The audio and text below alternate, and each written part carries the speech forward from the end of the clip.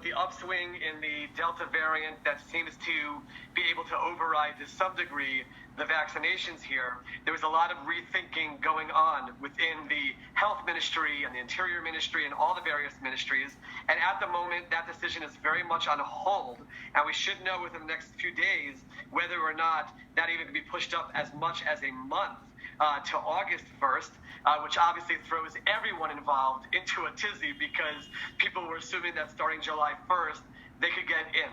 The one thing that we're asking for is very clear rules, a very clear process, an easier process for approval than there has been until now, but we have to see over the coming days exactly what will be worked out. If it's July or if it's August, I mean, eventually tourists will come back, but what will you have to produce? I mean, different countries have different record keeping. What will be accepted? What if you can prove you have antibodies because you recovered from the virus, but you don't have a vaccine? Questions like this, are there any answers?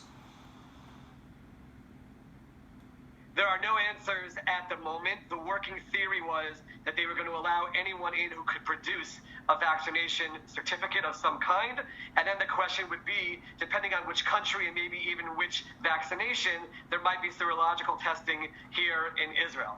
There was a big discussion in the health ministry about what to do about those who have medical documentation recovering from corona. And then we go a step further. What about children who can't be vaccinated?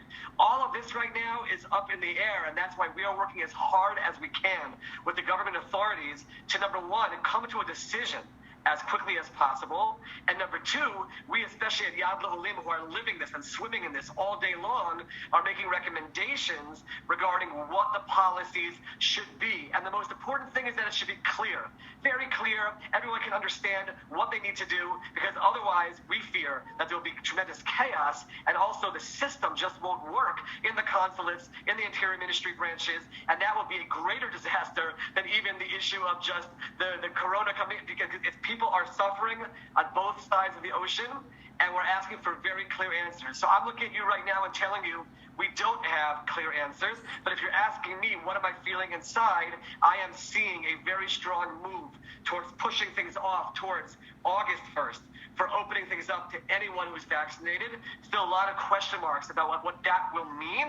And then again, in the meantime, people will have to reach out to organizations like ours at yadlolim.org for guidance, for help, to help them get their approvals and explain to them what exactly is necessary at this time.